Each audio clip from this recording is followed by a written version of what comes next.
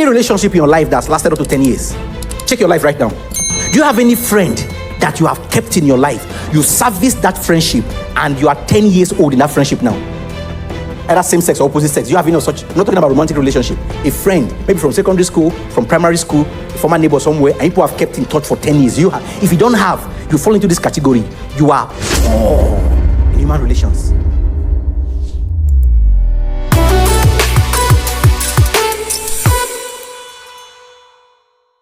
I want to unleash my quote of the month. And before I do that, I'll just give you a brief charge on what I title, Let's Talk 2025. Let's just talk. It's time to talk now. There are 3 key things I want us to talk about in 2025.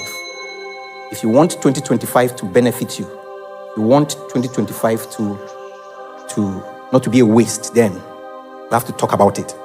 All right, media, can I have my slide, please? Number 1, have a growth and personal development plan. In Luke chapter 1 verse 80, and the child grew and waxed strong in spirit and was in the desert till the day of his showing unto Israel. Jesus grew. Luke 2 verse 40, and the child grew and waxed strong in spirit, filled with wisdom, and the grace of God was upon him. Jesus grew. John the Baptist grew. Are you going to grow? This year, determine in your heart that I am going to grow. And I'm going to mention a few areas where you need to grow in. Number 1, grow out of your personal weaknesses. The time has passed when you should be celebrating your weaknesses. In this moment, you say, it's my weakness. It's my weakness. Listen, personal weaknesses can shut doors that God opens for you. Recently, I was teaching some young people. I tell them, weaknesses you didn't deal with while you were single, when you carry them over into marriage, it will shock you. That will be the weakling whose through Satan will attack your marriage. You know, there are a lot of careless attitudes that a lot of young people don't think about. They don't tackle them as singles. One of them is forgetfulness. One of them is carelessness with your phones. You miss your calls. There are some people, some of you right now, you are synonymous with missing of calls. If someone calls you and you pick, they'll be surprised.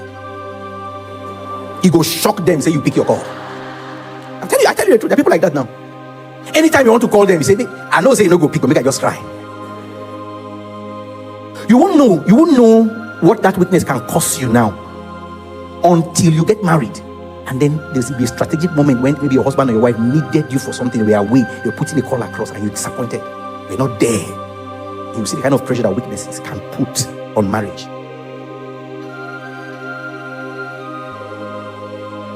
Hebrews 12 verse 1 says, wherefore seeing we also are compassed about with so great a cloud of witnesses, let us lay aside every weight and the sin which doth so easily beset us, and let us run with patience the race that is set before us.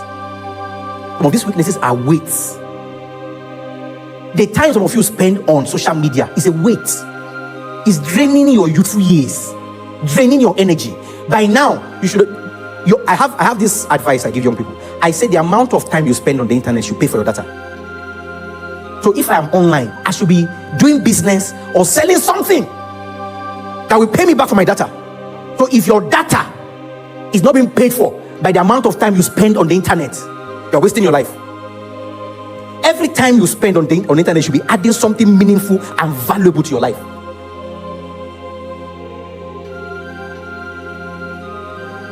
Number 2, grow out of knowledge gaps. This is not the era where you say, I don't know. I don't know is not an excuse in this era, because you are just a click away from knowing whatever you want to know in this life. Now we just give you an opportunity to go and learn handwork. See, we don't want you to go and become a local champion. Beyond what they'll be teaching you in that entrepreneurship school, if I were you, I will still go online and browse ahead of my teacher before I come to class. Be ahead of your teacher is not a sin. The era of I don't know does not exist again. Your generation will not forgive you for saying I didn't know, because knowledge abounds everywhere now. You'll be spending time on the internet yet you're not acquiring knowledge. Learn, study in the direction of your potential. This generation we are now, study in the direction of your potential. Fill up knowledge gaps this year. Read. If you cannot read ebooks, then get audio books. But by all means, be acquiring knowledge. Study the Bible and study books, and then listen to messages and watch YouTube videos in the line of your potential. Close knowledge gaps. The people that came to rap, people that came to dance, people that whatever function you carried out here today, you can do it better. All right? Don't stop at where you are now. Close knowledge. There's a way you can package yourself and do whatever you've been doing before better, and you will reach a higher audience. You will appeal to a higher audience. Because listen to me, no matter the potential, the talent you have, the height of your talent and potential is when kings send for you to come and deliver. If your skill and potential a king has not placed demand on it yet, don't settle down. There's still a long way to go. There are knowledge gaps, right? It's when the king sends for you that you know you have reached somewhere in your talent and potential. Until the king sends for me, I'll keep building myself and preparing myself for the day the king will send for me. So that on the day the king wanted somebody to come and play harp, he said they should get the most skillful in the land. He said, who is the most skillful harpist in this land? And they said there's one son of Jesse. That means for him, David kept closing all the knowledge gaps in playing the harp. And when they wanted to mention the first 3 people that played that instrument in the land of Israel, he was among. See, if you have not attained the first 10 people in your area of skill, if you are not among the first 10 when they are calling names, don't stop learning. You're a photographer, and when they are calling 10 photographers in this time, they're not mentioning your name. Then keep studying, keep learning. You're a music minister. When they are mentioning top 10 music ministers in this Makodi, your name is not there. You're a book author.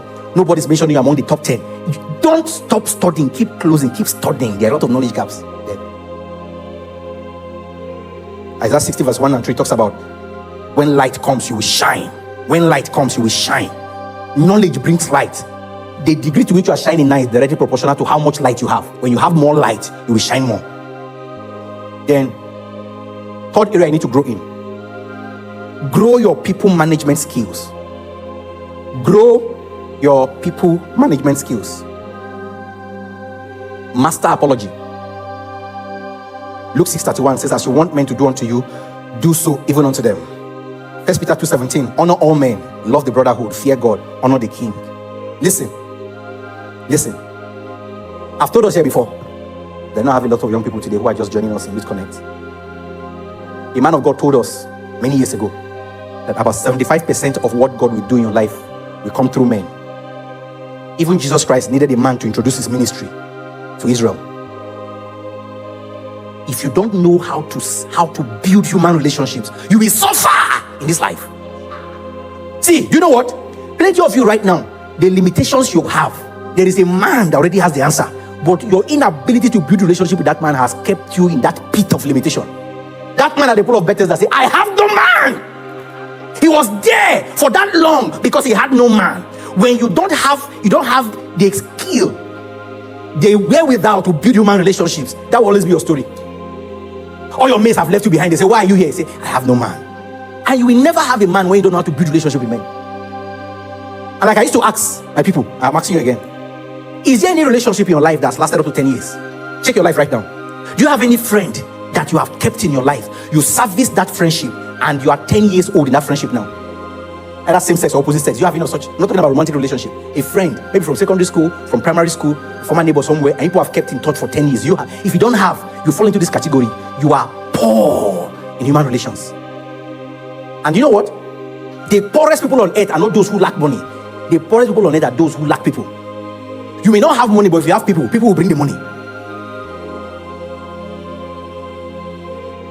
So grow in human relationships. And one of the ways to grow in human relationships is to master apologizing. Oh, one of the things I've discovered with this generation, to apologize, they tire us. He had young people to apologize. He had. When you come late for a meeting, the moment you have an opportunity to talk, first apologize for coming late for that meeting. Your boss quarrels you over something you didn't do right. Before explaining yourself, apologize. Your boss quarrels you for something you didn't do. Before you explain and tell the other side of the story, apologize. At least that is angry, apologize. Then you can start explaining yourself. Apology calms the nerves of the offended. Apology is hard for people these days, oh. And it's a major reason why marriages are collapsing now. Husband will offend wife, he can't say sorry, I'm sorry. Wife will offend children, she can't say I'm sorry. An apology is not just from up, down, up. A pastor should be able to apologize to his member that he has offended. You gave a member appointment, they are coming to visit, and then you couldn't make it. By the next day, reach out and apologize, because it's possible they went to kill chicken waiting for you.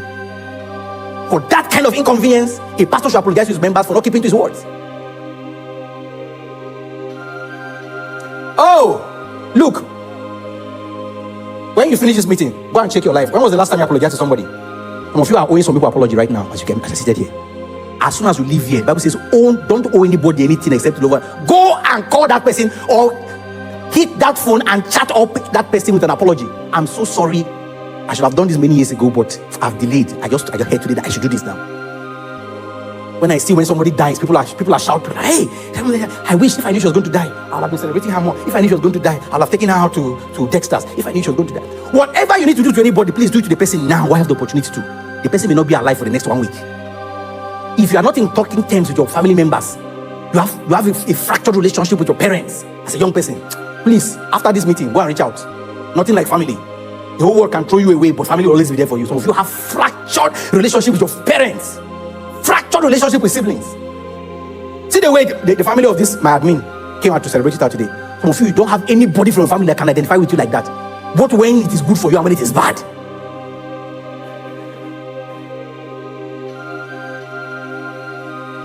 Apology is the reason why some ladies are not yet married in their 30s and 40s.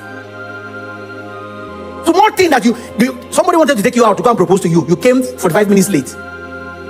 You didn't apologize. Say, no, that's not supposed to be now. We're supposed to pepper them small, make them wait for us.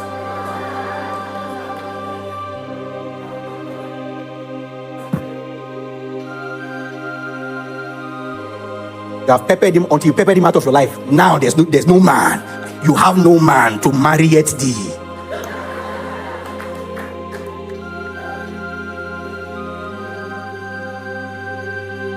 The fourth area you need to grow. Add another layer in your walk with God. Isaiah 28 verse 10 says, for precept must be upon precept, precept upon precept, line upon line upon line, here a little and here a little. Increase the number of Bible chapters you read. Increase the number of hours you pray. Increase the number of books you read. Increase the number of hours you worship God. Give yourself a target of how many souls you want to win for God. Increase your relationship with God this year. Make it a target. And then secondly, the second thing, aspect of 2025 is get a discipler and a mentor. Get a discipler and mentors. This one is also working in this generation. In Galatians 4 verses 1 to 2, it says, now I say that the heir, as long as he's a child, is not different from a servant, though he be Lord of all, but is under tutors and governors until the time appointed of the Father. God has a lot of things for you now, but he has ordained that you are too young to handle them now. For millions of naira, you are too young to handle them now. God wants you to go and learn under somebody. Then when you are more mature to handle that next level, then God will release it to your hands. That's how the system is structured. Some things right now you are not qualified to handle them because you have not proven loyalty and accountability under service, under a man. So God cannot trust you with some dimensions of his resources right now, whether spiritual or financial. But what discipleship does and what mentorship does is that when a man has sat upon you and raised you and transferred some of his kingdom values to you and convictions to you, God can now trust you with some of his resources. There's some pastors right now, God cannot trust them with some of his daughters to disciple, because it has not been proven that they've conquered lust and immorality. But so when you go and submit under a man who doesn't have a problem with that, and then it is confirmed 5 years, 10 years, the man can vouch for you, then God can move you to another level. So if you are just living your life, you don't have anybody that you're accountable with, no spiritual cover. You travel anytime, come back anytime, enter a relationship anytime, come out again, enter another one again, start business, come out of the business. Nobody's aware, nobody prays for you before you take those decisions. You will not enjoy 2025. You won't enjoy 2025. You won't enjoy 2025. In Luke 22 verses 31 to 32, it says, Simon, Simon, behold, Satan had desired to have you, that he may sift you as wheat. But I have prayed for you, that thy faith fail not, and when thou art converted, strengthen thy brethren. Now, God could have just asked, release strength to the other disciples, but he said no. He picked one man called Simon. He just prayed for him, and and then gave him strength to overcome his own temptation. And then he now made him a system of reference for the remaining. He said, the rest of them, if they want this kind of strength, they should not come to me directly. They will meet Simon. Simon has already received a dose of my grace that can sustain them, that can be transferred to them. That's how discipleship is. For every weakness you have today, there is a particular man or woman that has conquered that weakness, has become an embodiment of reference in that area. So what discipleship does, the moment you align and submit to that person, that weakness ceases to be a prayer point. You just tap the man's grace and it becomes a strength. This is what you are missing when you're not under a discipleship cover. As I am now, there are many things in my life that I'm not praying about again because I'm submitting to Apostle Aaron side. The things that have flowed to me from my Father in the Lord, my discipleship cover, by my physical strength, it might have taken additional 5 years to be where I am. Some of you, where I am today now. From the things I enjoy now. Discipleship will shift you to a level whereby your physical efforts will take additional 5 years. The prodigal son thought he was wasting when he was under his father in the house, only to realize that it was when he went out that he really started wasting. If anybody ever convinced you that being under authority, being under discipleship is a waste, then step out. Go and hear the stories of those who don't have anybody discipling them. They are the two people who are wasting and feeling the yoke. And then finally, third thing, combat entitlement mentality. Look not every man on his own things, but every man also on the things of others. What is entitlement mentality? That thing that makes young people sit down and say, everybody should be doing things for me. You don't do things for people. You stay at home and then be quarreling people that they don't come to visit you. You don't visit people. And somebody greets you. You met a friend on the road, they greet you. Your response will be, you don't throw away me, ba. Somebody wrote on Facebook, say, you don't throw away me, but no be greeting, no be answer to greeting. They receive sense. How can you be quarreling everybody, they don't throw away you? You don't throw away people. If you didn't throw away people, how come you are noticing that they don't throw away you? You throw away yourself too. If they're not reaching you, you want to reach out. When was the last time you loaded your phone and said, today I just want to make calls and reach out to old friends? When was the last time you did that? You don't just be quarreling people that they've thrown you away. Say, because you don't marry now, you don't throw away those of us your friends, so they single. But that's over. That's over. At this point, I want to introduce my quote of the month. Because nobody owes you anything in this life. Even God doesn't owe you anything again. He has given you his best, which is Jesus Christ. So if he doesn't do anything for you again, don't quarrel God. Quote of the month. This is my media team as well. Convince yourself that nobody is under obligation to, number 1, call you, number 2, visit you, and number 3, give you money. You will live more stresslessly in this life if you convince yourself that no one is under obligation to call you, visit you, and give you money. Don't be quarreling people now. Uncle, you promised me money for my birthday. Your birthday don't pass now. I don't hear from you. Now so we go the day. Now like this we go the day. And there's some ladies, the moment a guy steps into their life and says he wants to marry them, the guy don't buy markets. All recharge card budget is on him. They are not good with calls. If you ask them, they'll say, you don't use to send me the recharge card. And when the guy manages to send the recharge card, you will send a text back and say, thanks.